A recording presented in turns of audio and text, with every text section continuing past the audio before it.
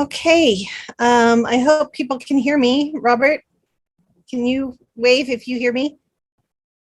Okay, good. So you want me to wait a minute? I can't hear you. There you go. I'm trying to unmute. Okay, well, and Dave Anderson's here, so I guess he gets to be in charge. Boy, Lori, unless you want to, do you just want to take it? I have no burning desire to conduct the meeting. Well, okay, fair enough. Study session. And Robert, everybody else, are we good to go? Just 1 second. Okay, I'll wait for you to give me a green light. You're good now. Okay, super. Welcome. This is the October 13, 2021 Provo City Planning Commission meeting. I don't need to go way out of our way to simplify things, but it seems like with this just having study session items on the agenda, maybe we can be a little bit less formal, not that we're overly formal, but do we need to do a roll call and everything like that, do you think, Robert, or just acknowledge people that are with us?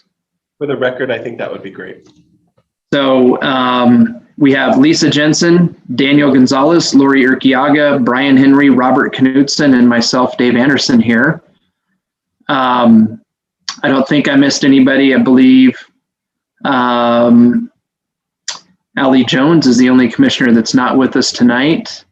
We have two items on the agenda. Again, just a study session. First of all, a follow-up on the Southwest intent statement.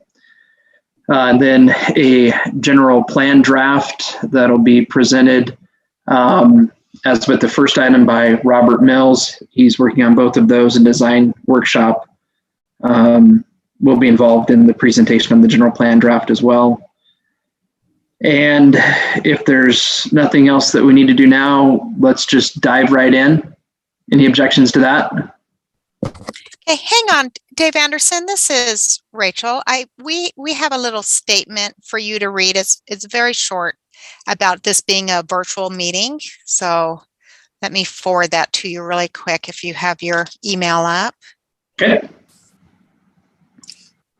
Okay, it's just 2 sentences this time. You should hopefully get that pretty soon. Okay.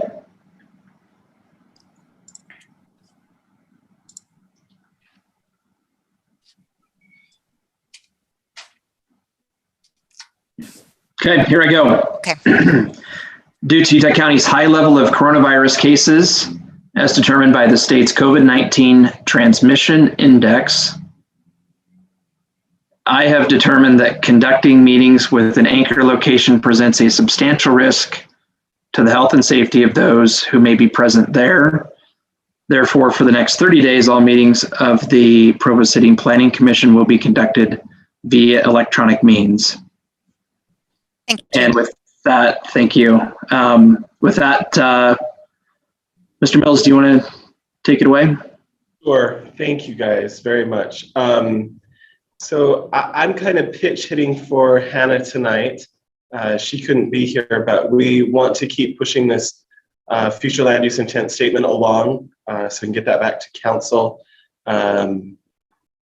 Just a couple things to review.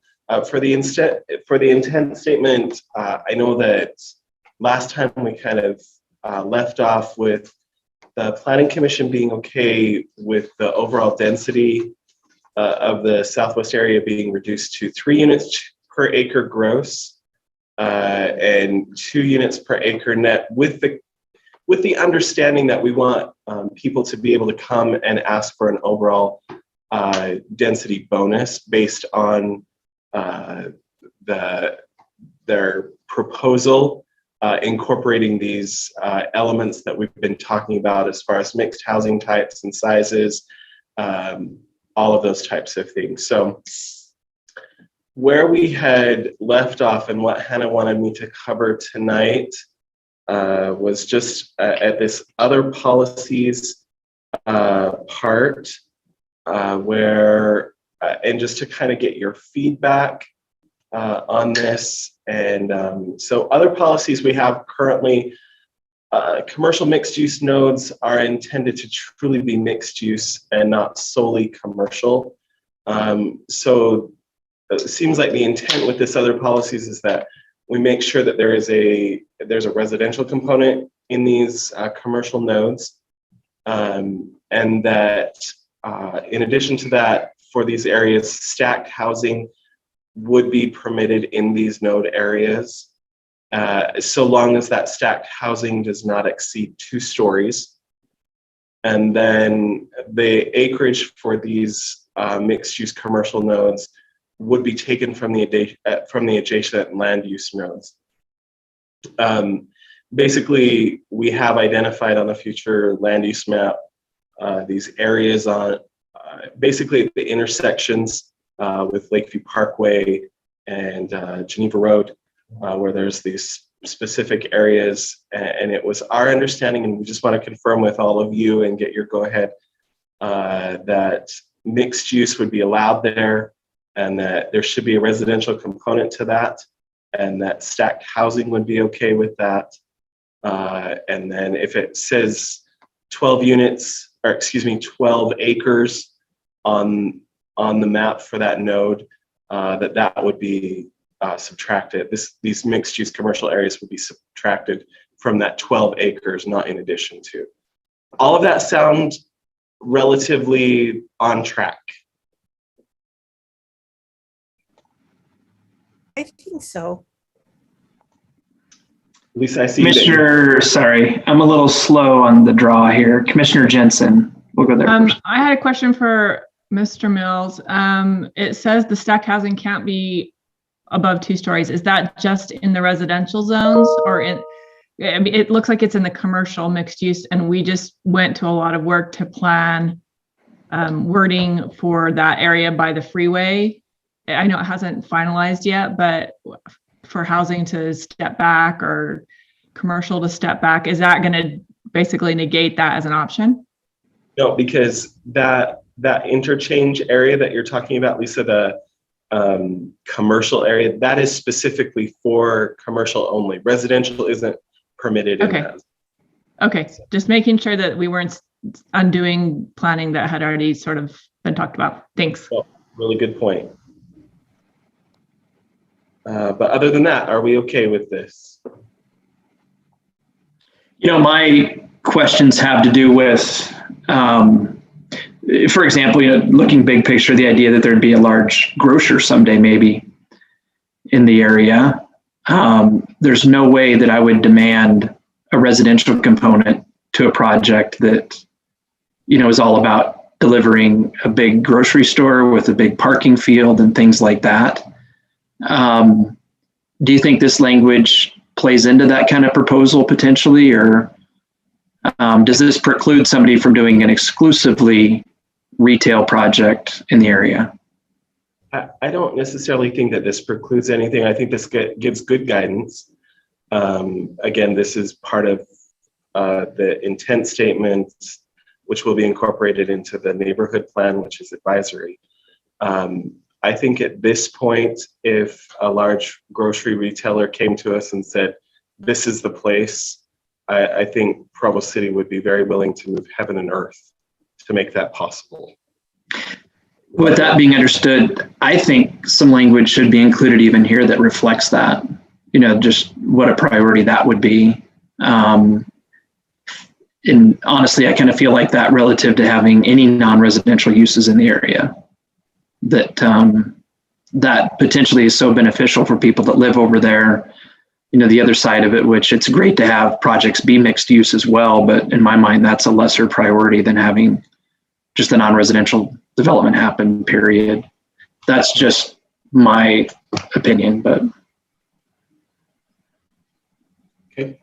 So my question has to do with, we've got those designated commercial mixed use, but there's nothing that stops us from recommending that something be rezoned as purely commercial, is there? That's correct. We can make whatever recommendation we wanted, certainly. Sorry, Robert. Yeah, I was just going to agree with you, Dave, to say this is just giving general guidance in how we see this area developing. But if there are certain future uses that come along that would necessitate some other type of zone change, that's the opportunity for the council and the planning commission to look at those on an individual basis and judge their merits based on their individual benefits and things like that. Great question, Lori. Commissioner Henry. Yeah, along with that idea, but to me, the mixed use creates a different neighborhood feel than strictly commercial would. Commercial would be mostly, buildings and islands of parking, whereas mixed use seems more to the street. It's just a different feel of the neighborhood. Is there a specific feel we're trying to get in those mixed use areas, and is that why we asked for mixed use? Let me bring up the map. I think that will help. Yeah. Because it seems like you could still do a grocery store with a housing component on the same block. Is that considered mixed use? Or is mixed use seen as shops on bottom, apartments above? I think mixed use can refer to both vertical and horizontal. Okay.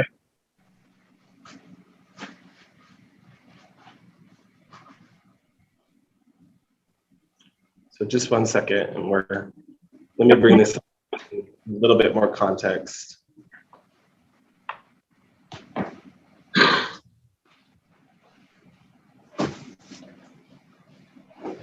Can you all see the map now? Yeah. So the areas that we're really talking about are these nodes right here. So those nodes are different from the village center, which is toward the top of the map. So maybe we should say something about the village center being able to do what Dave Anderson described.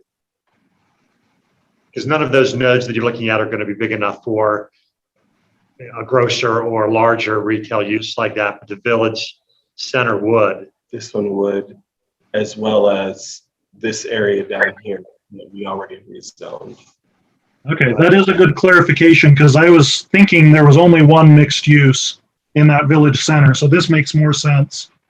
Yeah, so the intention is to make sure that these mixed use areas do incorporate an element of residential mixed use. But I think I agree with Bill that if we added a little bit of clarification to this one, that would probably help.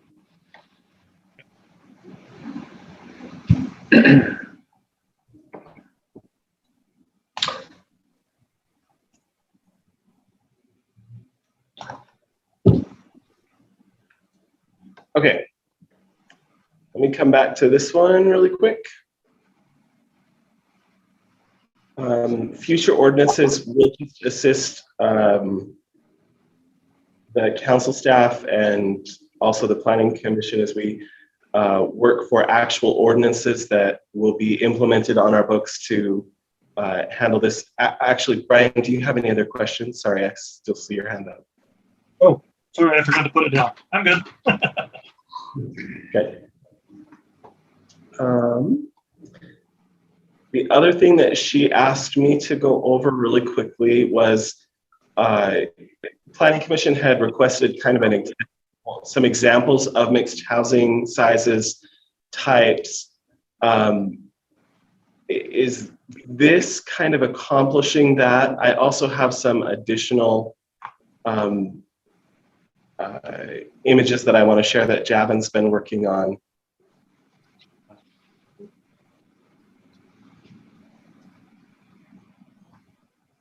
So this is something that we created. This area in here kind of shows a more single family, but with mixed housing types. There's some twin homes in here, some smaller single family.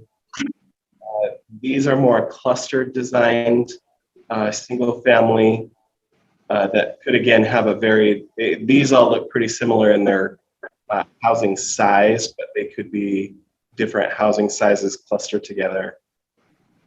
These are different lot sizes with different housing types on them. And then scrolling up a little bit, this is more of a mixed use type of development with surrounding mixed housing types. And then this one back here is more of a kind of open space designed to incorporate and accentuate some of that internal space and usability, and then clustering housing types around there. I'd love to know your thoughts and feedback on some of this imagery to see if we're kind of hitting the mark or if we've completely missed it. What else needs to be refined?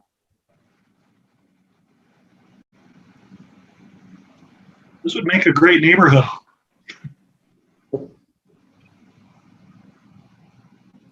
Yeah, if we could just convince somebody to come put this right out there and be our model, then I think this would be a lot easier.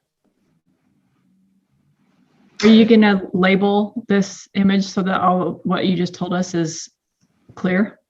Yeah, we would break this up and orient it probably a little bit better, both in a plan view and in an elevation view.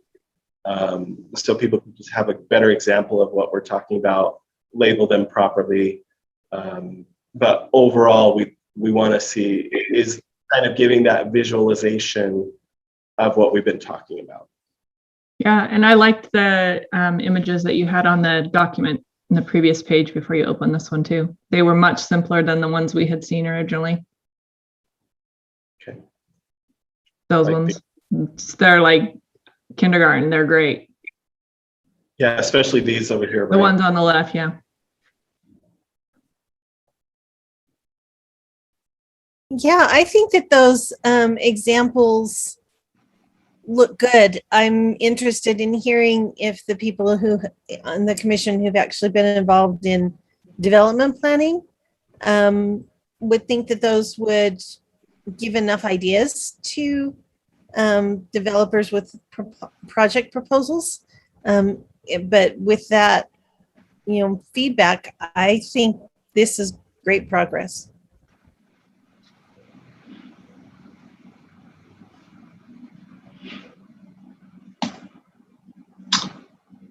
I don't see other hands at the moment. So, I mean, I think for me, the imagery potentially is fine, but just being very clear that what we're talking about is optional, and, maybe having some things relative to the intent statement that talk about incentives for somebody to want to have, a mixture of housing in the same neighborhood, same subdivision.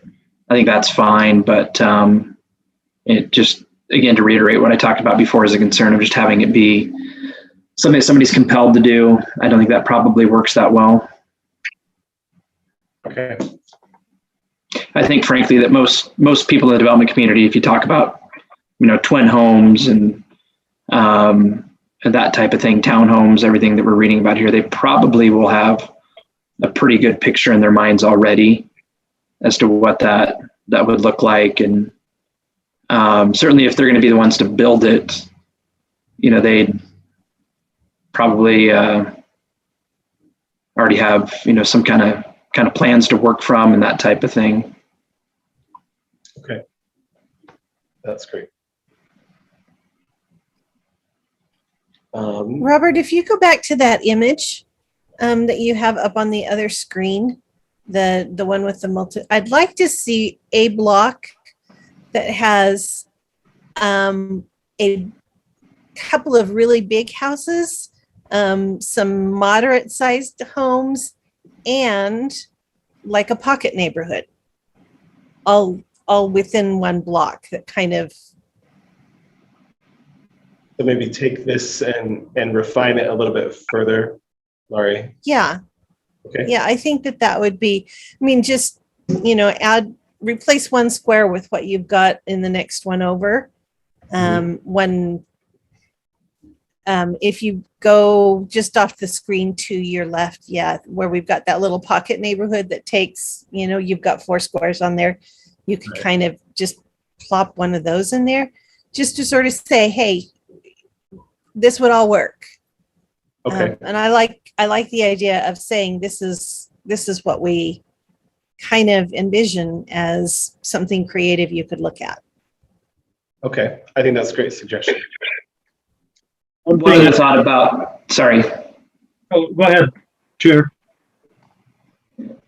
Boy, sir, I'll try to be quick here. Just one other thought about this image and the idea that it be labeled. I'm kind of having a hard time putting my finger on what I felt doesn't necessarily fit with what we're talking about in this part of the community. I think it's just the density that we see here. I don't know exactly what we're talking about, but I think by and large, we're looking well beyond like 4 homes per acre in terms of the density. So maybe if that could be looked at and that could be included with the labels, just blank number of homes per acre, something like that. So everybody understands what we're looking at. That was one of the concerns that I had with the image that we had looked at before that was pretty highly stylized and artistic and that type of a thing. It was really, really a dense blocker area that they showed with that I don't think syncs up with the densities that we're talking about over here. Okay. I think that's a really good point. Maybe we could show more open space on the areas that are denser. Or, because that is a great point. That this does need to reflect that 4-unit maximum. Just a quick thought, Robert, if you could move up to the upper section. Yeah. So one thing I love is that mixed use building and how it doesn't look massively larger than all the other building types. But I wonder, would a building like that have a little less setback? Would it be closer to the sidewalk than a typical single family in that area? Most likely. Okay, I don't know if that's important to illustrate, but It's a good point. Yeah, that's all I have. Let me just make a quick comment on the density. I think that's really important. I think it's important to keep in mind what would maybe be helpful to Lori's point is maybe actually have like a 10-acre piece to see how these different home styles and structures and things like that would actually incorporate into a larger development, because you might have a block that looks like this in that overall density of 4 units to the acre, right? And then there would be some larger open space and things like that. So I think that might help illustrate this a little bit, right, as well, because this is pretty compact based on what a block might look like. But I think it might be helpful to see it in an overall like 10-acre development or something like that. I agree. One other thought with that, Robert, if you go to 10 acres, you're going to have interior roads. It would be nice to show the streets, the intensity of the street with the housing that faces it. Obviously, cottages and single families are best on local streets, where townhomes and mixed use are going to be on your more prominent collector kind of streets. I don't know if there's a way to illustrate that with just wording on the street or something to show that we don't want townhomes crammed in the back of the development and the single family out on the collector street. Right. I think that's a good point. Let us play around with that a little bit and we'll see what happens. Okay. I think, Robert, what we're seeing there probably, I'm guessing dimensions, but that's probably 10 acres. I'm guessing each one of those blocks is probably 1.5 acres plus. Right. So, I mean, I think that's a good scale to work from, but I think it shows, kind of what the big challenge is too, to get a big mix in. an area like that. Absolutely. Absolutely. Great points. Thank you. Anything else on the imagery? Oh, well done. I think the last thing that Hannah wanted me to just briefly talk about, Appendix B was done, Appendix C was done, and then Appendix D, you had asked for a bit more clarification on net versus gross measurements. This is what she has in here already, with examples and then some illustrations and some calculations. Give me a second to look over that, but then just get your feedback as far as, is this accomplishing what you had envisioned? I'm not used to length and width being measured in acres. Okay. Are we talking about a 2 acre square, a square that ends up being 2 acres, or? Yeah, I think so, but I think that's a really good point, that doesn't make any sense.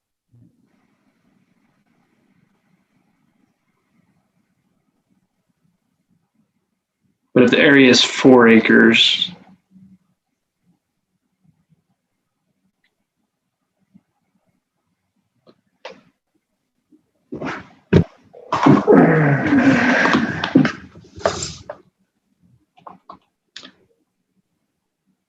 I feel like the bottom thing should be the units and the acre should be a division problem and not a multiplication problem.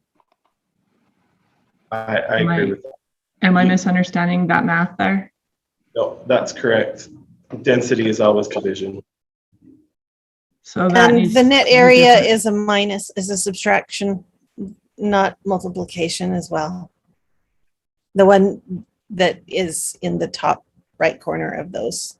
So you've got 4 acres minus 0.25 acres. Correct. Yeah. and I think the intent is not that you have a 1/4 of an acre for every 4 acres that's in roads, but it's you have a 1/4 of an acre for every acre that's in roads. Yes, So for a 4 acre block, you'd have 3 acres net, not 3.75. yeah, that's correct. That's Should we- really misleading. Yeah, this is misleading. Should we do this as a percentage? Yeah, the roads is usually 25 to 30% of the acreage, which is what he's showing. 0.25 is going to be 25% of 1 acre. That's what he's trying to get at. But I think it makes more sense to show it as a Yeah. 25%, and then you Yeah. have 3 acres net. Yeah. So there needs 25 to be an extra math problem in there that shows 3.75, like 0.25 or 25% taken out of each acre and then multiplied by 4 or something like that. Okay. Yeah, I think this needs some additional work. I haven't had a chance to look over this a lot. So I'll work with Hannah and we'll get these calculations right. In theory, it's a good illustration though. Yeah. Yes. So intent is there. We just got to make the math work. Yeah. Okay. And then your labels need to not be in acres, like Dave said. We'll work on these calculations and make them make sense. But this kind of demonstrates what you had hoped for. Okay. I think that's all I have. Is there any other comments that you folks would like? I know that the council is very interested in getting your feedback. So to those of you who have submitted answers to those questions that council had asked for, thank you. If you haven't done that yet, we would really appreciate it if you could do that. If you need another link to those questions, let me know and I can send that. But other than that, I'll be happy to end or take your questions. Mr. Henry. Just a quick thought, Robert. I noticed calculations is spelled wrong on each of those as well. Yep.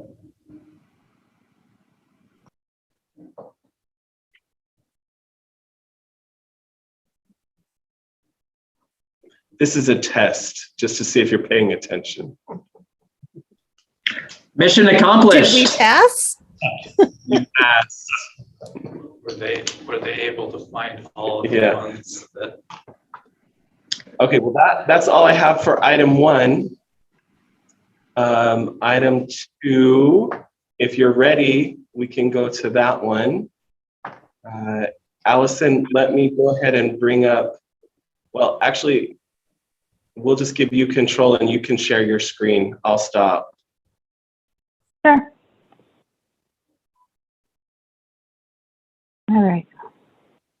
Hello, everyone. Hey, Oh, I Allison. am disabled. I am disabled for screen sharing. Oh, We're just plain disabled over here. yeah.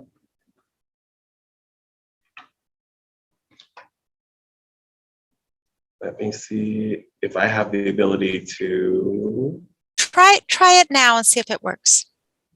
Okay. Oh, there we go. Perfect. Thanks, Rachel. Okay. Can you all see all right? Perfect. Yes. Okay. Ooh, that jumped quickly.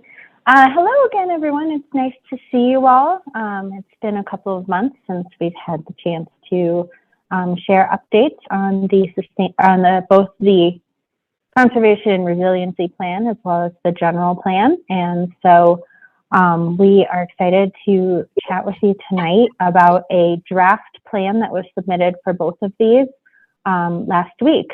And we're hoping to just give you a quick update and then spend a bit of time in discussion about how we can continue plan refinement for final plan adoption.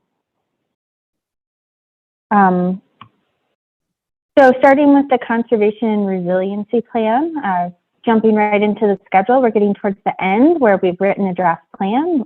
We'll be meeting with the working group tomorrow evening to get their thoughts and feedback and working towards the final plan. Just to give you a quick update and overview, the last time we met, we shared with you some of the baseline information. The working group has really been critical in helping us to select and drive forward with what specific areas we would measure for the conservation and resiliency plan. And these are the 8 different measures that were selected by that group with input from planning and zoning as well as council. And this is where Provo is currently at. The current baseline for where Provo at is when it comes to these different elements around conservation and resiliency in the environment. These are the targets, which might look like new information. We've gone through a couple rounds of drafts and some different conversations, both with the working group and council, to help refine these. And through those conversations, we've decided to have targets that are both for 2030 and 2050. So really thinking about a plan that's visionary and forward thinking with some very specific and strategic action steps for how to achieve those 2030 goals. I think the working group had a great point that that's less than 10 years away. And so there's a lot of effort and initial steps in order to get to that preliminary target, but also having this 2050 eye on the prize sort of target as well that can really help to be very visionary for the document. And so these are the 8 baselines translated to the different goals or targets, what Provo hopes to achieve in the next 10 years or 30 years, depending on how you're looking at it. And then the plan outlines in detail what some of the steps that can be taken to achieve those targets are.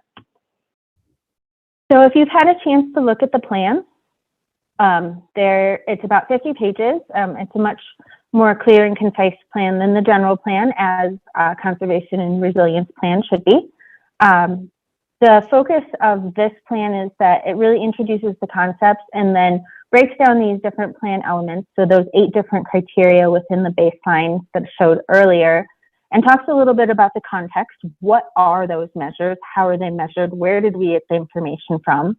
How did we determine that baseline and target, which was both through input from the working group as well as looking at some of our benchmarking communities and general feedback.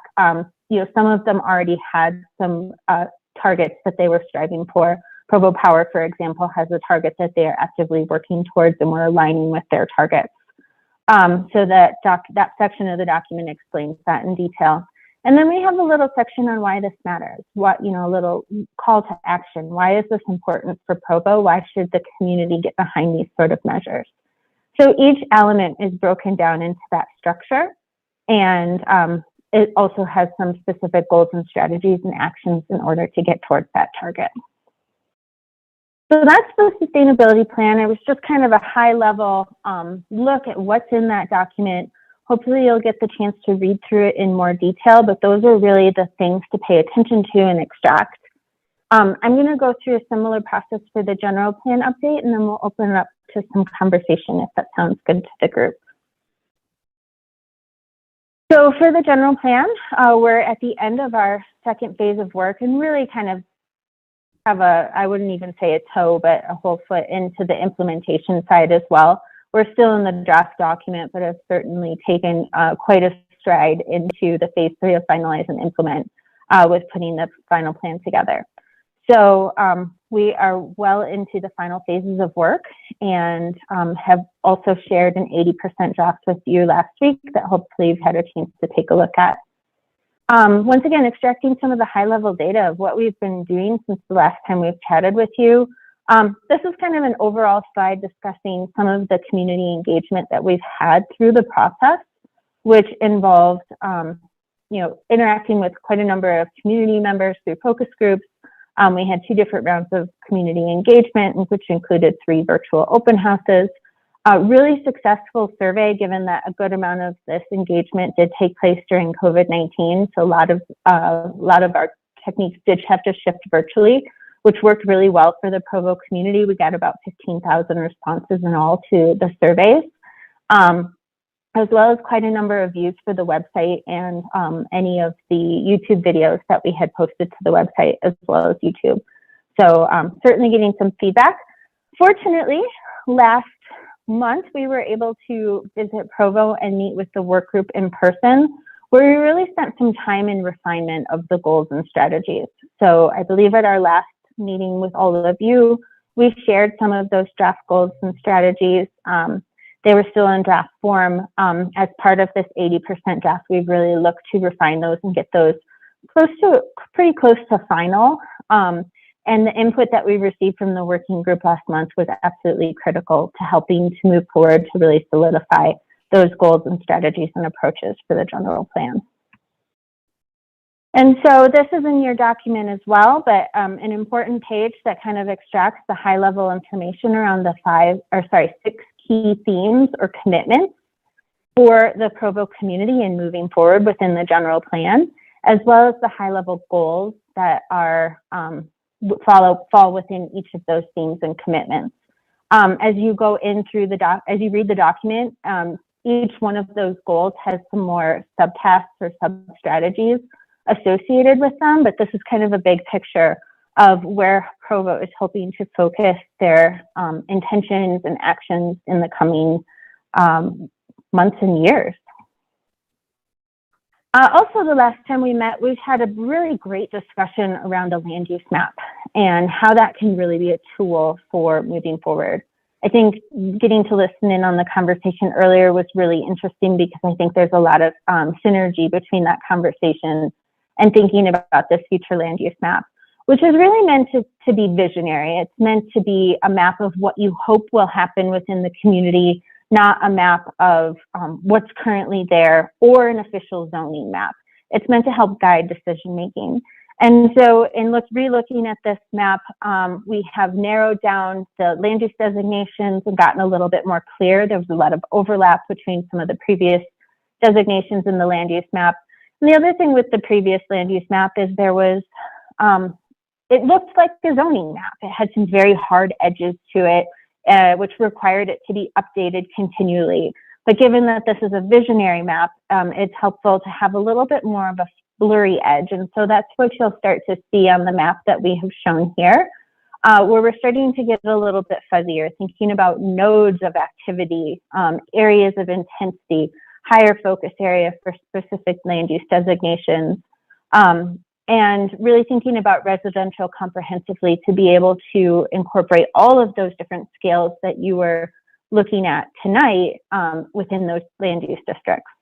So this is the land use map that you're seeing in front of you. The draft plan that you should have been provided has more information about these specific land use designations and the character and application of those. So here's the general plan. Similarly to the Conservation and Resiliency Plan, it's broken into kind of an introduction and then chapters around the commitments or key themes that were developed through the process. And so within each chapter or under each theme is what we heard, which kind of is a takeaway of the community feedback that helped to inform that theme. We provide a little bit of context, which varies from data. Some of it incorporates some of the housing data, which is required by the state as part of the moderate income housing chapter for a general plan. Sometimes it's more high-level data of understanding, how many parks are within your system. So providing a little bit of framing about the specific commitment in that subject area and additional information that's relevant as to how that can help guide the future. And then within each chapter is a 2-page spread that outlines in more specifics about the goals and strategies. You'll see that there is an implementation chapter at the very end, which will start to add some timeframes, designated partnerships, and next steps or first steps towards how to move forward on those specific strategies that are outlined in the plan. And that's one of the elements of this plan that will be forthcoming in that gap between 80% and 100%. But we want to make sure that we are moving forward with the right goals and strategies, and we'll work with you to develop some strategic action items around those in the coming weeks. So what do we hope from all of you is to help us by providing feedback. Hannah and Robert and their development services team will be able to help track those comments. If you could use this comment log, it's really a great tool for us to try and take all of this varied input and bring it together in a way that is helpful for us to pick up those comments and respond. So if you fill this out with the date, your name helps to identify the page number so that we can follow along with your comment. You can put your comment here and we'll capture all of the comments from everyone collectively, and as we go through, we'll provide a response or an action around that comment so that you can see how it's been addressed within the 100% plan. Let me just jump in on actually. Yeah, go ahead. If you want to just send an email to one of us, to either Hannah or Melissa or me, that provides a page number and your comment, we will log them for you. So you don't have to worry about the log. We'll log it for you and organize it. We just want to make it as easy as possible for you to give us your comments. Great. Sorry, Alex, go ahead. No, great. Thank you, Robert, and thank you for taking that on. We appreciate it. So in going through to look at the different ways that you can provide feedback, without question, there'll be grammatical and sentence structure comments. Please give us that feedback and recommendation. This is the time for that. And make sure that you're commenting by the page number so we can make sure we can find where those sentences are on the page. But I'd also kind of challenge you to consider some questions around the audience, organization, and purpose. So when it comes to audience, how well did the ideas within this plan reflect the future vision of the residents of Provo? Remembering that this is a general plan, which is really a guiding document for the future. The second is organization. One of the primary goals at the beginning of this plan was to have something that was easily usable and easily understood. So how easy is it to navigate this document and understand the core concepts? It's a critical element that we want to incorporate. And then the last thing to kind of think about as you're reading through is purpose. Is the level of detail within these different sections appropriate to provide the future guidance, especially for you on the Planning Commission, who will be able to use this document for future decision making? So kind of keep those things in the back of your mind as you're making comments. Those are some things that would really help us to refine this document as we move forward into the final stages of the plan. Can we get a So with copy of that list of questions? Certainly. Yeah, we'll give you a copy of the presentation and can send out those questions in email. Okay. Just so that, Thank you. because I'm not going to remember specifically what you're asking when I look at it in 10 days. Or Yep, hopefully before sure. then, but you know. Hopefully. Audience, organization, and purpose. So I think if there's 3 things to remember, that's kind of A, O, and P. My son's in kindergarten, so we're always making up those little rhymes to remember things. Okay, well, that's all that I really wanted to share with you. I think a lot of the intent of our conversation today is for you to provide feedback to us. And so we don't have to stick to this question, but I thought maybe to kick off the conversation, if you've had a chance to review the plan, and understanding from all of you is, does this plan achieve what we set out to do? And I went back and visited our notes from our very first strategic kickoff meeting that we had with Robert and the development services team. And these were the things that came out of that conversation of what success looks like. They wanted a plan that was easy to understand, clear and concise, was a decision-making guide for the future. A lot of comments about updating the data for future growth trends. The last comprehensive plan was 2009, and a lot has changed, and making sure that we were using data that was relevant moving forward. And then a really important thing, that it reflects the current values of the community, that this is a plan that's driven by what the community's wants and desires are. And I'm hoping that through the engagement that that's something that has been able to be extracted in this plan. So with that, I open it up to all of you and love to hear your thoughts and feedback if you've had a chance to look at the plan, even if it's just kind of a high level view at this point, or any questions that you have for us. Allison, thank you. Commissioners, any questions for Allison? Comments, any discussion at all? No questions from me. I was looking through it. I like the layout. I think it's easy to understand. And I think it clearly reflects values that you got from the community. I'm assuming that you have the data correct. And I would like to see, because the implementation section at the end isn't complete. But so, but it seems like it's I do like the layout. I like the use of color within each of the overall values, that vision that kind of pulls that section together. And so I think it's a nice document. It's seems to be a big change from what has gone before, and I think it's going to be much more accessible. Thank you. We appreciate that.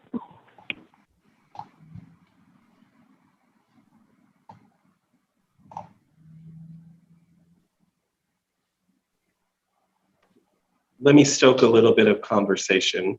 Oh, Lisa, you ready? I just had a question. I don't remember seeing that data page that you showed us, Allison, in the general plan, but I didn't also go through it with a fine-tooth comb. Is that part of, it was like your first page when you were showing us before you got to the targets. No, keep going. Oh. I think it was in the sustainability. That right there, the baselines. Is that in the plan? No, one thing I thought. Go ahead. This is in the conservation and resiliency plan. There's actually there's two plans. They're sister plans. They'll be going through approval process together. And I can just quickly add to that the conservation and resiliency plan came out of the general plan process, in that the sustainability came up in our first community engagement workshop as the #1 word.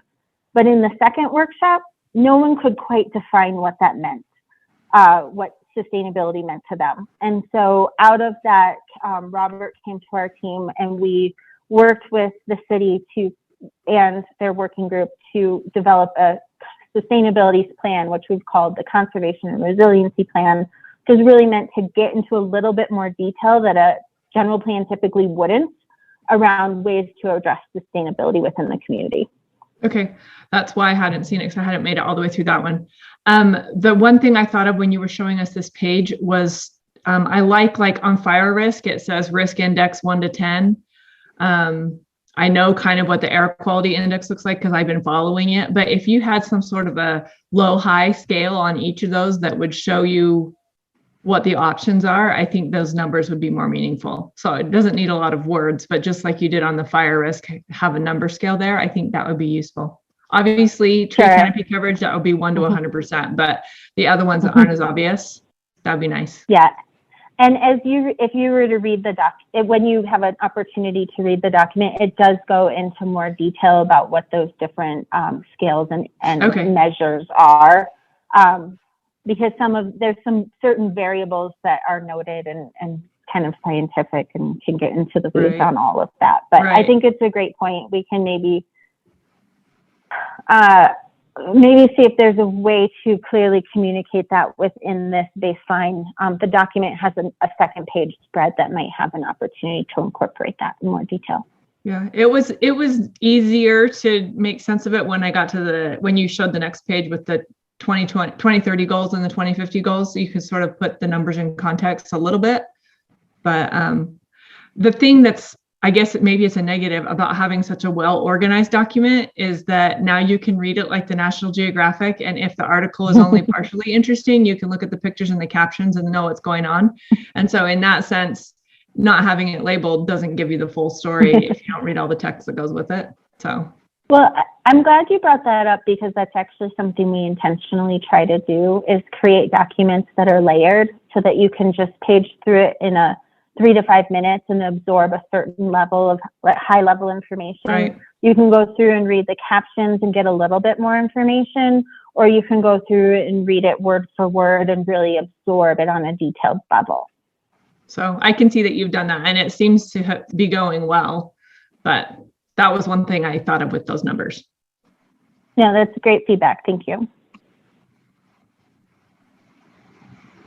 Actually, while you were on those pages, could I share? Which one do you want me to go to? Sorry, back to those. Sustainability? Yeah.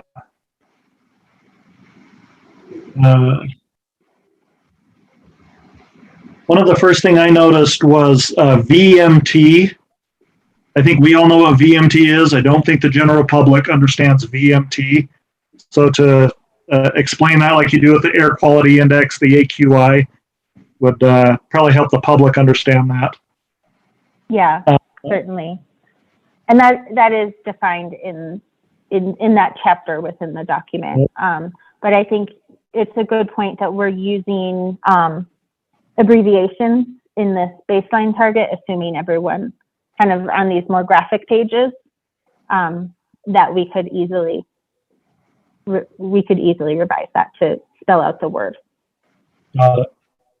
And then I noticed, and maybe it's just because it's digital, but I was flipping back and forth between this and the baseline, trying to see where we were, and it was a lot of back and forth.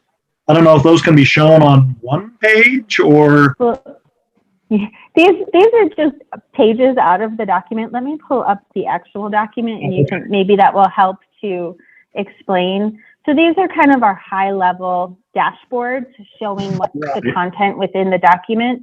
And then, so for example, we go into carbon emissions and it outlines the targets. It talks through what the baselines and what those means. It talks about what that KPI measures. And then it goes through the specific goals and strategies for each. Allison, we still see the PowerPoint. Oh, that's funny. Let me pause share.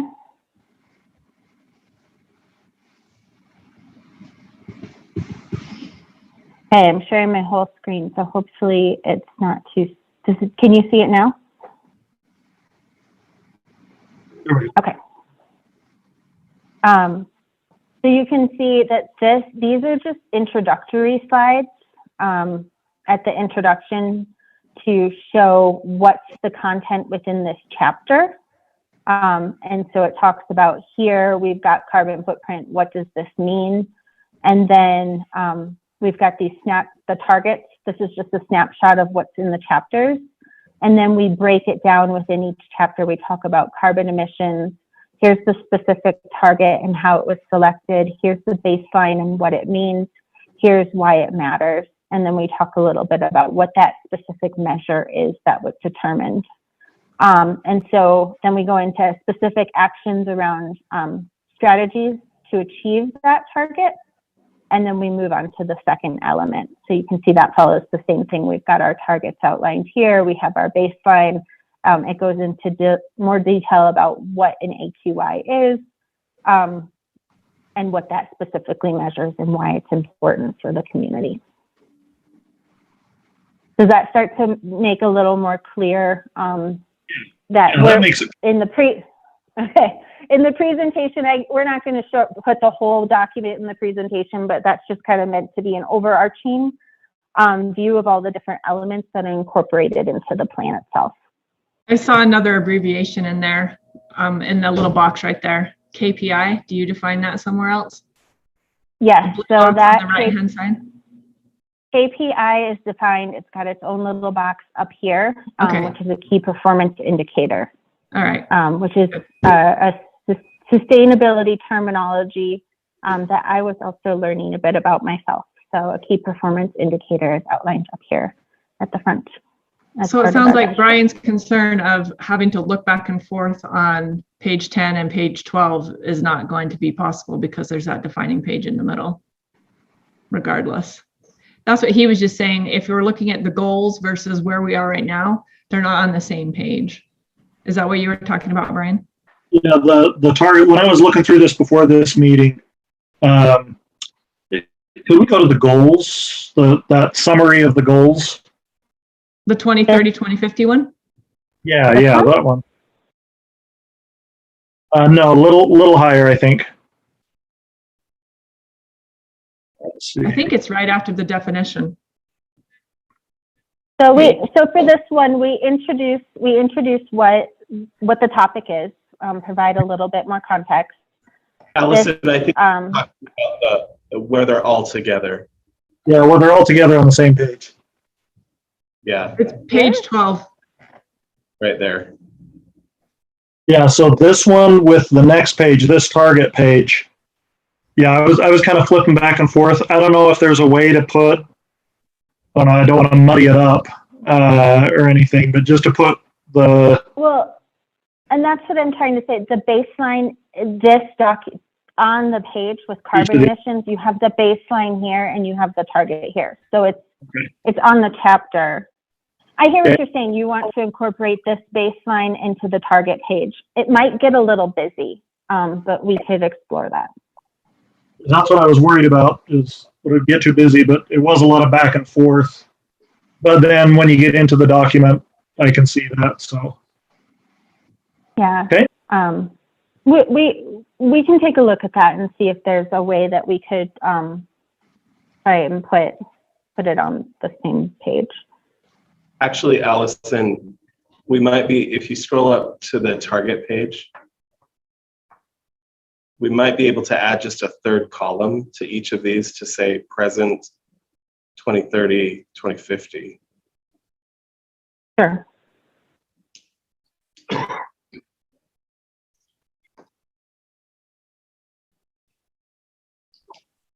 All right. I've also got the general plan up. Or is there anything you guys wanted to maybe jump to in the general plan, since we have this in front of us? Maybe things. Yes, the first picture. Go to the first picture. It is a picture of a tow truck next to a Welcome to Provo sign. Where, okay, it's not the first, but it is in one of these first pages. Uh-huh. Right there. Yes. I love the welcome home sign. I don't love the tow truck. That is not the message I want to be in our introduction page. Actually, we finished. Becky had the same comment.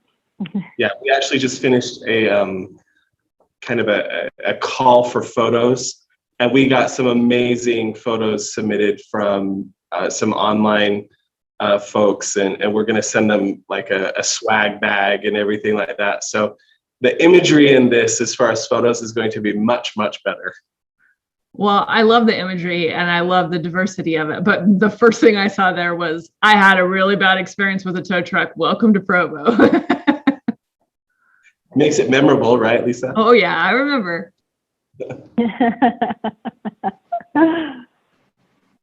Okay. Allison, can we go to the future land use map? I'd love to get the commissioner's thoughts and feedback on that. Kind of that would be a great one to scroll through. And I like looking at it on the document because we can also jump to the land use designations if there's questions about what those mean. So let me zoom in a little bit on this. But just high level on commissioners, is this a direction that is helpful? Well, my first reaction was that I really liked this map. I mean, there are some things about it, like they've got mixed use down along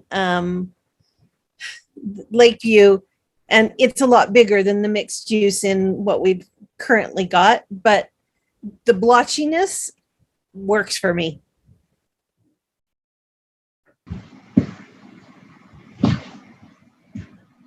Maybe pulling this back a little bit to be a little tighter. Yeah, the current map just has two kind of medium-sized circles down right on the, like, yeah, there's a circle there and a circle there,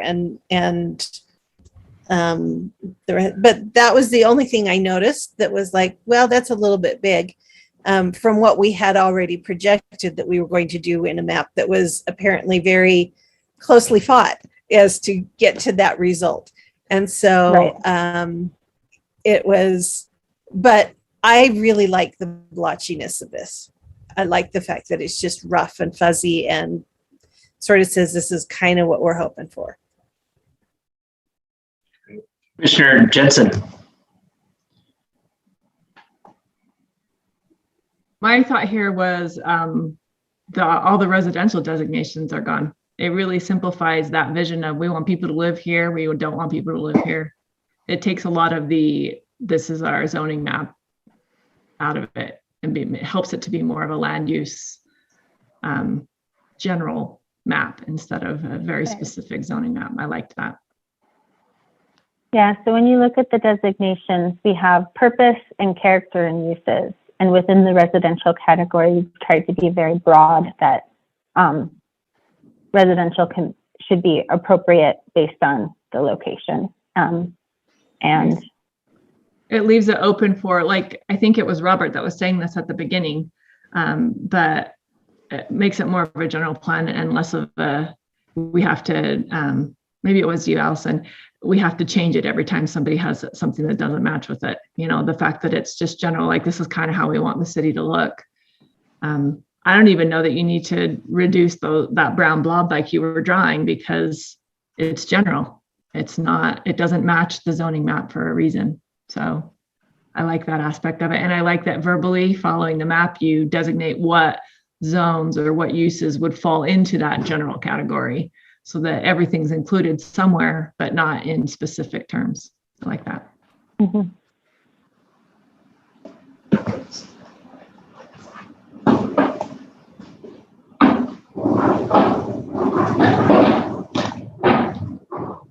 I think this is the right approach.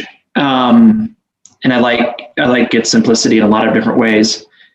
I do wonder if we possibly could get maybe like a working copy that might print it like 11 by 17 or something a little bit larger if we wanted to be able to just to look a little bit more specifically in certain areas.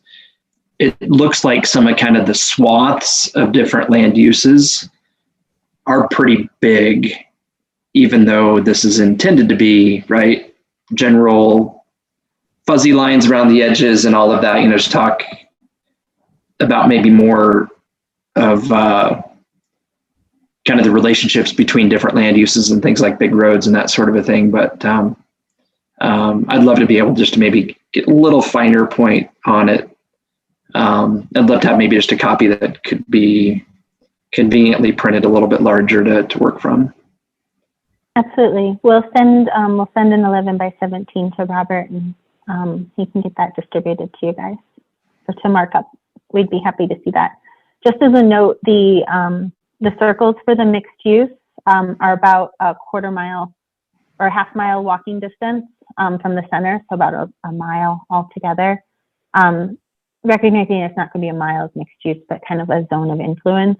And the transit-oriented development nodes are about a quarter mile, so about a half mile in full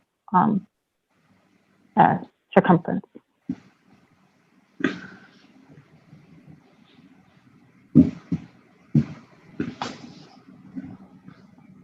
Whoops, I stopped sharing instead of stopped annotating. I had another comment about the map, kind of along what Dave just said, that it would be useful to, I'm sure you're working with all of the departments in the city, but one thing that I was thinking of, there's been a lot of talk about a park at Slate Canyon. And I don't know if that green rectangle there actually represents the latest changes. And so you want to make sure that since that is actually in the plans, that the general plan reflects it. So that's not something that needs to be changed immediately. Or anywhere else in the city boundaries where there's a project that's in the works already, that it's reflected in the map so that it's already accurate when it goes to print. Yeah.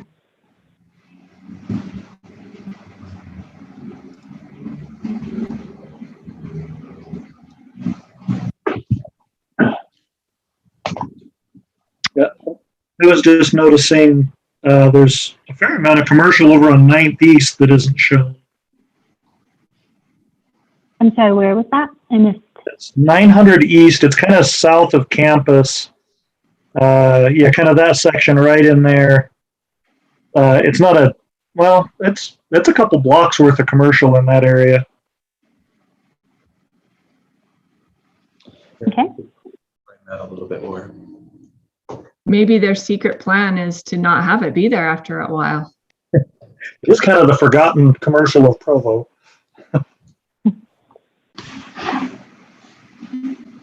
Would you like to just designate it as commercial, or do you think that's an area for potential growth? It's an area that's commercial, but it's weird commercial.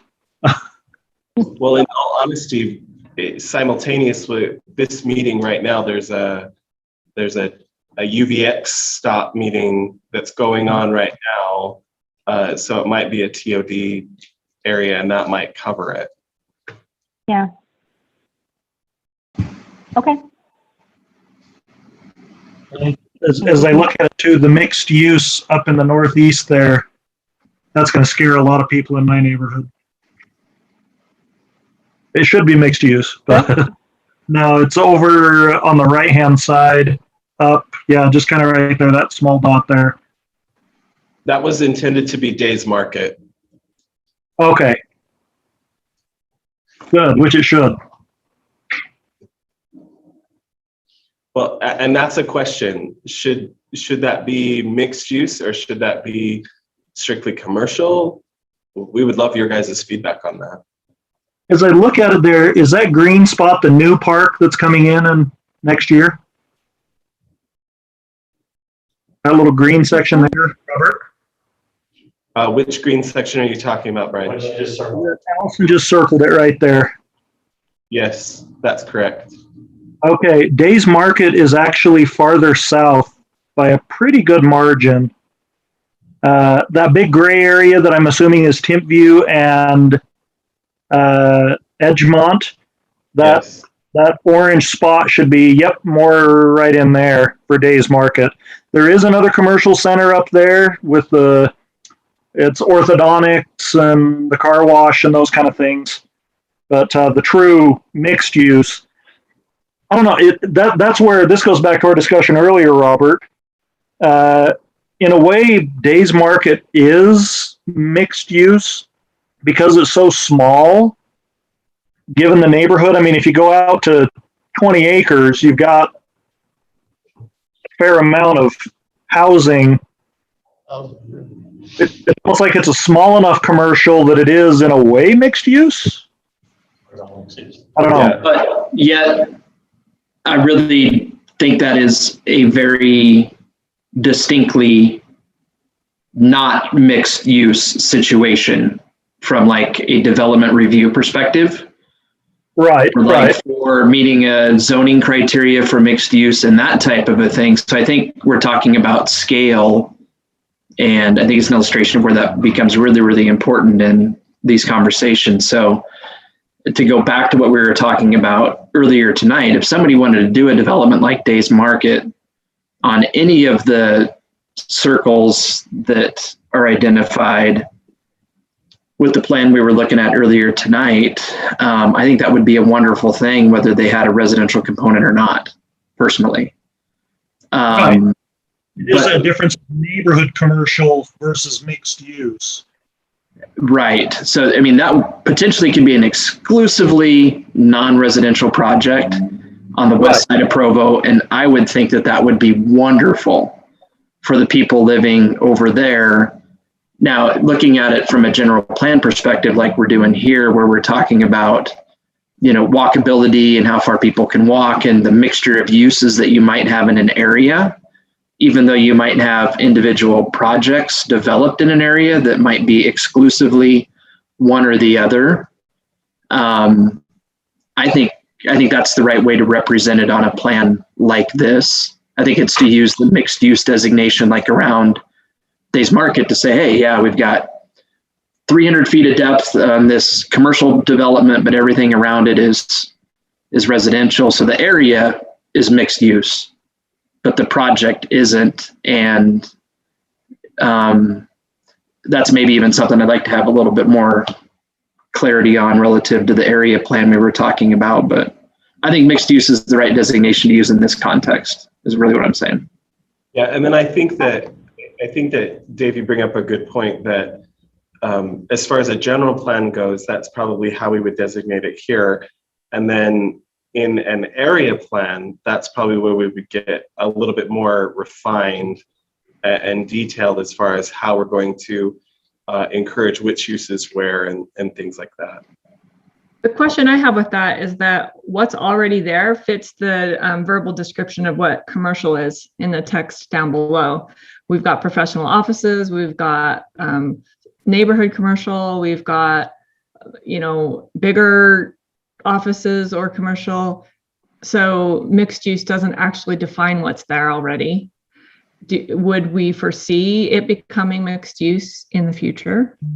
That's where I'm like iffy on changing it to a mixed use designation versus a commercial, because I really can't see something besides offices and commercial at those few intersections along Canyon Road, for example.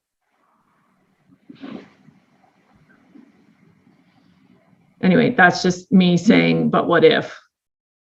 Yeah, I wonder, Lisa, because there are actually offices across the street. They're in homes. There is a small medical facility up the street just a little ways. There's a automotive repair shop. Well, up by the car wash, there's a whole plaza of medical and other uses like that. So I feel, and there's a facility for seniors along that street. So there's a lot of things, but they all fall in that commercial. If you look at the text on the next slide, the next page down, they fall underneath the designation of commercial. So I just was throwing that out there. If I can jump in for just a moment. Can I go first, Allison? Go right please. Sorry. I like the phraseology of mixed use for a couple of different reasons. If there are multiple parcels included in how something's represented on a map like this, and that representation includes different uses, I like the idea that sends a signal with how this is representing both what exists and then also maybe what might be appropriate going forward. Like if somebody wanted to redevelop some properties that might be residential now into non-residential uses or vice versa, just the understanding that there's certain mixture of uses in areas that can work really well together and that have similar impacts and that type of a thing. I feel like to identify areas along a corridor like Canyon Road there, exclusively commercial gets us zeroed in too tightly on a particular project like Days Market or the office development further to the north or the one across the street or any of those different types of things. That's just my opinion. Sorry, Alice, I interrupt, but. Yeah, thank you. I agree with that. I just wanted to note that this is a future land use map, so it is meant to be pretty general, and that there's you'll have your existing zoning map that will have that information. So in thinking if there's commercial uses that you would like to see grow into maybe incorporating some additional uses in the future, that this is an opportunity to identify that on this plan of thinking a little bit more broadly of what that future for those different existing land uses could be. The problem is with that like you look at the commercial designation from, it looks like 3700 north up to maybe 48. That's all crosshatched commercial, but it's essentially the same mix that's over in this area that we're talking about on Canyon Road. It's just a bigger swath of it. You know, you've got office buildings, you've got medical facilities, you've got a little bit of strip commercial. So I just feel like we need to understand exactly what that designation on the future land use map means, because the context of both of them already exists as the same mix, but we're calling one of them mixed use and the other one commercial. And I don't know that the future use would be very different. It would just be a smaller scale. Mm-hmm. I think that's a really good point, Lisa, that we went back and forth about. And so we would love to get your feedback on that. So. And I think to Dave's point, I think that 9th East section that I mentioned earlier, by Dave's definition, that should be mixed use, not commercial. And yet at the same time, I think about Cougar Boulevard, and to me, that seems like a prime place as it redevelops to become true mixed use. To have shops on the bottom with apartments above, kind of a mix, that really tight integrated mix. Cougar Boulevard to me seems like the prime place to do that, if anywhere in the city. So that would seem mixed use, and yet it's designated commercial. For me, mixed use becomes a place where you can have housing incorporated with the commercial and office spaces. Right. And so to me, that 9th East corridor would be more likely to be mixed use.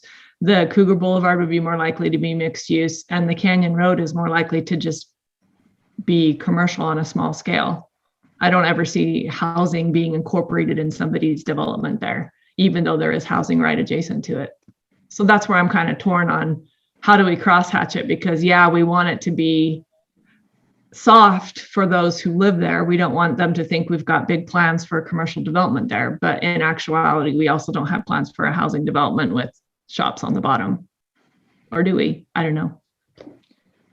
I think there are certain places in Provo where, as a part of this process, the city needs to decide that these properties are going to be reserved for maybe exclusively commercial uses. And I mean, for me, there are a lot of existing things out there that I think you would have a hard time envisioning any kind of significant residential component of in the future. Gosh, at least I hope so. Things like car dealerships with a neighborhood Walmart to the north of them.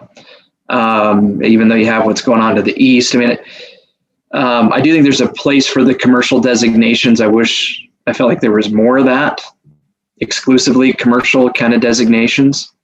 But they probably don't happen as much the way they're represented here as they would, more in like kind of the nodal sort of description that we have with some of the other things where it's more zeroing in on particular properties.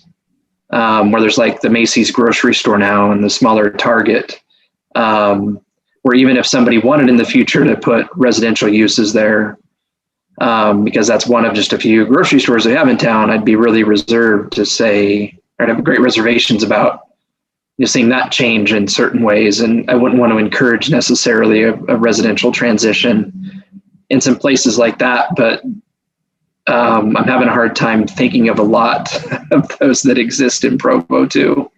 That would just be exclusively commercial But I do think kind of the way things are hatched here and the areas that are represented that way probably needs to be looked at more closely.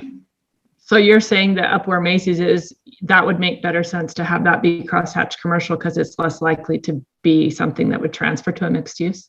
Yeah, that would be my hope, I guess. Yeah, and even like the Smith's property and some different properties maybe are at key intersections where again there are only so many places you can put 100,000 square feet of grocery store, for example, and that type of thing. And I think being aware of that high level as a part of this process is important. And just designating those areas that way on the general plan is the right thing to do. This is kind of a separate note, but I was thinking the gateway marking that you have on Center Street on the east side of I-15 should maybe incorporate the west side as well. So just put it over the intersection or have two of them, recognizing that it goes both directions like you did down on the south interchange. Yeah. I think that's a good point. That's a really, really good point.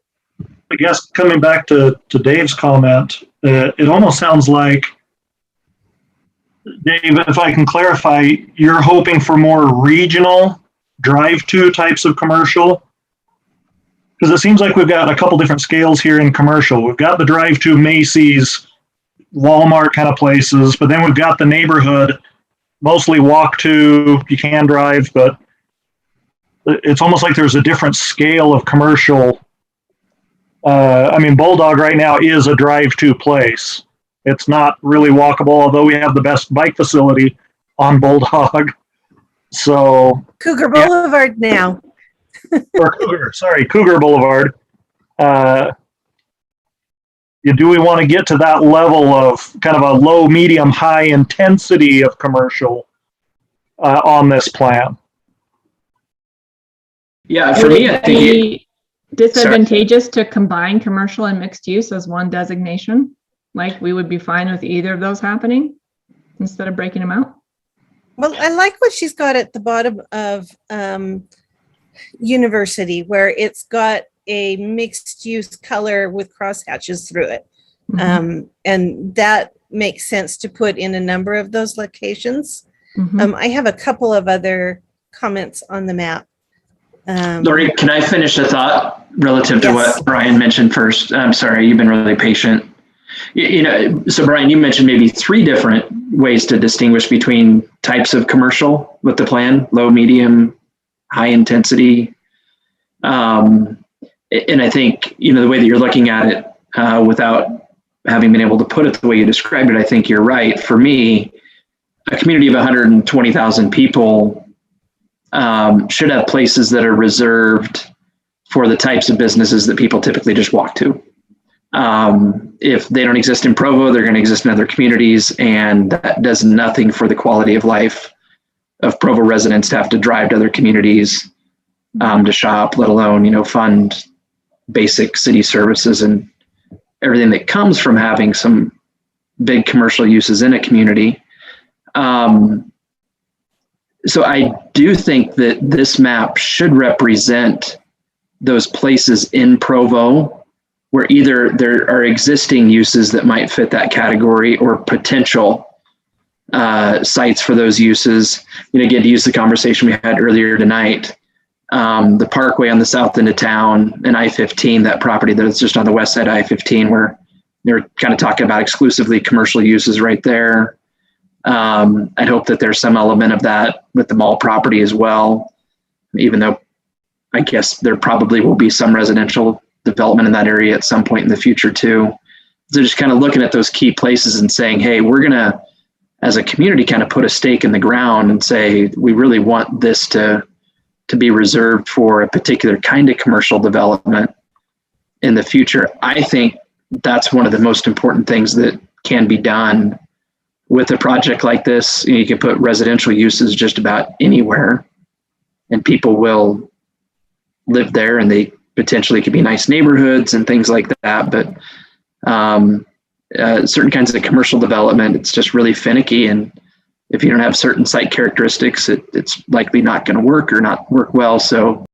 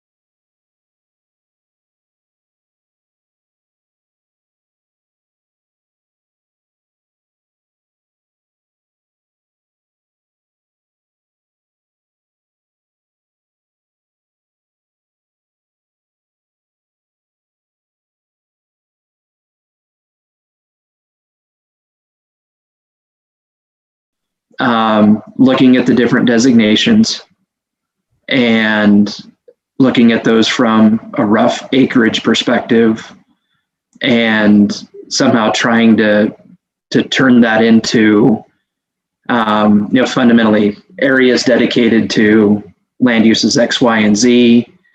And then from there, maybe building upon that to project like opportunities for future development to some extent, residential, non-residential.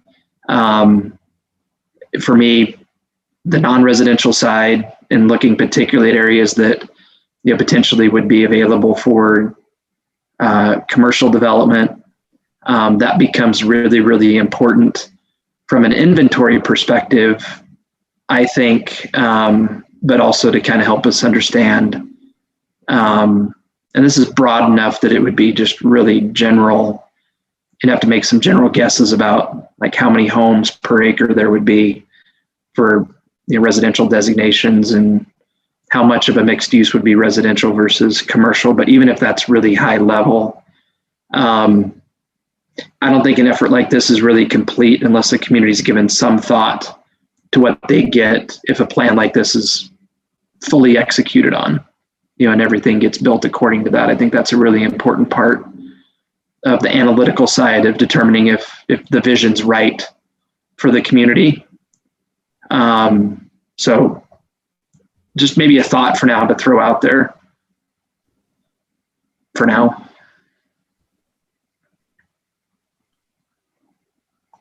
Yeah, we can That makes sense certainly to me. take that to Robert and his team and discuss that, how we might be able to analyze the data. Yeah, I think that's really important data that we need to include, but And I do think that putting the data to it is actually more of a development services job than a consultant job. I mean, it makes sense to me that we've got that map, but then they give us that map and we take it and kind of refine the information that we get from it with what Dave is asking. Because I do think that that is valuable data to have.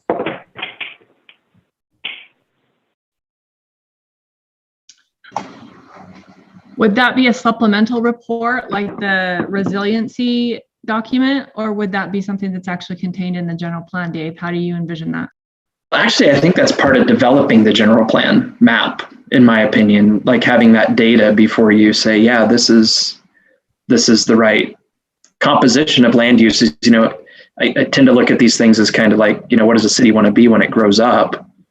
And it's the sum of, the land uses that the community has to a degree. Does Provo want to be predominantly residential? I think there are some things that can be, taken from maybe some other communities in terms of just percentages of different types of non-residential uses that communities of certain sizes can support and that provide needed services for residents and that type of a thing. And I think some evaluation of that becomes really important. Unlike what I'm seeing here, and you could maybe take the mixed use designations a lot of different ways. Typically cities will make much more land commercial on a project like this than what a community ever can support. At least that's generally my experience, because they don't kind of go through that step of saying, what's realistic, what can be supported, and that type of a thing. And I almost wonder if in this case, kind of the inverse maybe can be said of Provo, by way of, are we preserving enough space for certain uses going forward? And again, that could be turned into a super complicated thing. I guess I'm really just looking for some kind of high level view of is that question being answered the right way? And I think that is part of this process, so that when this map ends up getting adopted as part of the general plan, that that check's been performed, and 30 years from now, maybe there would have been development opportunities that otherwise wouldn't be realized that provide important things for the community. I agree. There is one element that is not reflected on this map. But when I was on TMAC and found out how much of the city's property, what percentage of the land area was taken up by tax exempt developments, whether it's hospitals or universities or schools or churches, Provo actually, it has a huge percentage of its land area that does not generate revenue. And those are all good uses. I'm not saying that we shouldn't have them, but just knowing how much of our land area is occupied by those was stunning to me and made me have a different perspective on the need to bring development into the city. And so that number, I don't know that the picture is going to reflect that, but the number of that percentage that is tax exempt, I think is a good number to know. If I could bring up kind of a counter question with all of this, in Provo, or I guess the question is, do we have the demand for that type of commercial? I mean, seems like East Bay is constantly only half full, and the Shopko block struggled to maintain occupancy. Is there something that is somehow putting off it? I mean, I guess it's a different question that maybe isn't appropriate for this meeting, and maybe something we can discuss later, but just that idea that we have a fair amount of big box retail in the city that is vacant a large portion of the time. Like there isn't a huge demand for more because we can't even fill what we've got. So how can we, what is it we're doing wrong that we can't attract that type to what we already have? That's something for future. One other quick thought, Allison, I also just noticed there is an existing mixed use that is missing. It's the Riverwoods. It's kind of the north end of the highest commercial area, kind of straight across from where we were talking about Days Market. Yeah, kind of, no, it's right at the top of that commercial.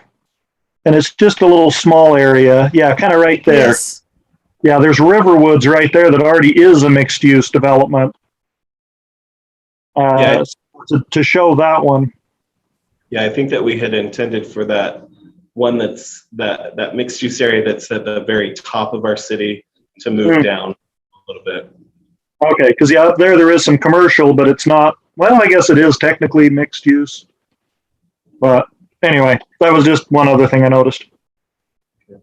Yeah, well, these are all really great comments, and we'll make sure that we get, try and pick up some of these changes and provide a map to Robert so that you guys can mark it up as you see fit to give back to us, and we'll try and incorporate all of this into the final round, because this is really helpful. You all obviously know your city much better than we do, and so this is really helpful for us to bring this to the next level of refinement.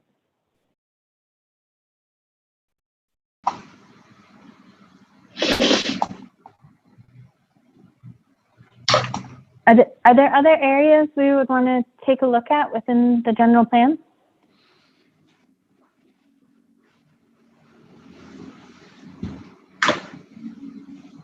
I'm not sure how everybody else feels about maybe wanting to take a specific amount of time, maybe to go and give the document in its current form. Maybe just another read through to get comments to Allison, Robert, and others working on this.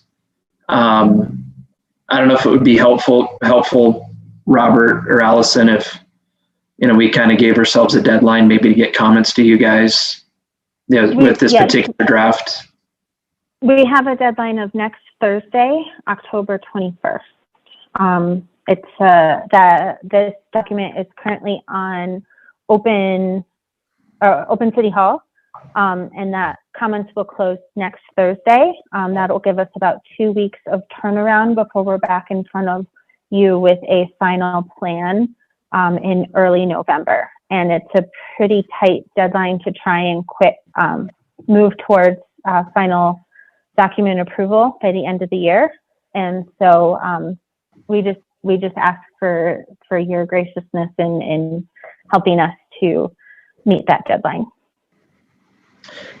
Does everybody feel like that's sufficient to be able to follow that timeline? Do we want to talk about a different timeline or anything like that?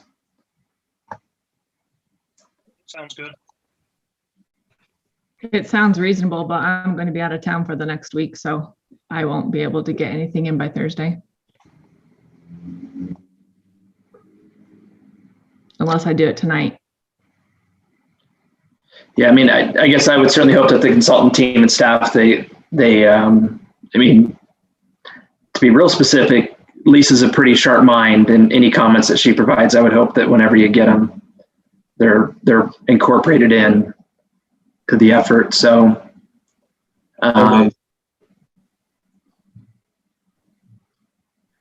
so I've already got like 16 typos I'm ready to send to you.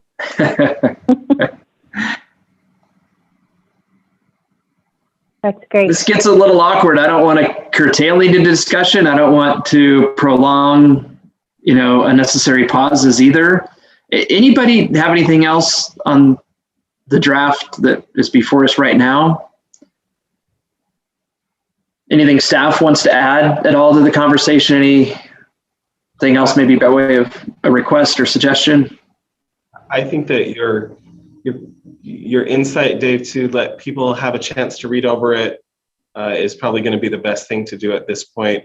We definitely wanted to get comments on the future land use map, and that was a super helpful conversation. So at this point, if you can just get those comments to us and then expect kind of beginning of November that this will actually be on the Planning Commission agenda to start going through to move towards adoption. So we definitely have a goal that it's going to be adopted by our current city council.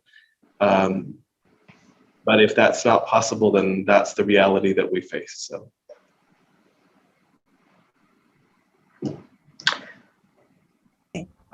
That's all I have. I just want to express appreciation to Allison for coming and being with us tonight. That was a really, really helpful discussion. Yeah, and I would settle in, guys. I saw the agenda for next time, and it's going to be long. So we gave you a light one tonight. So get ready for the next one.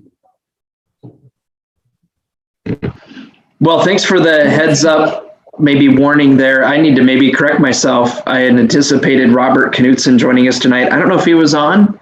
And he left. Oh, is he there? Robert, that's why I don't see you. Great. I apologize. Anything else at all that we need to cover tonight? Want to cover? Commissioners? No, I think if the next meeting is going to be really long, maybe we all need to extend our vacation or something. Yes. Especially if I'm not there, it will be shorter. So maybe I should just extend mine.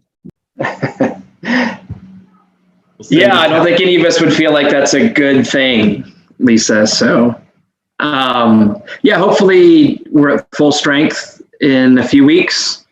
And if we don't have anything else to cover tonight, if somebody wants to move to adjourn.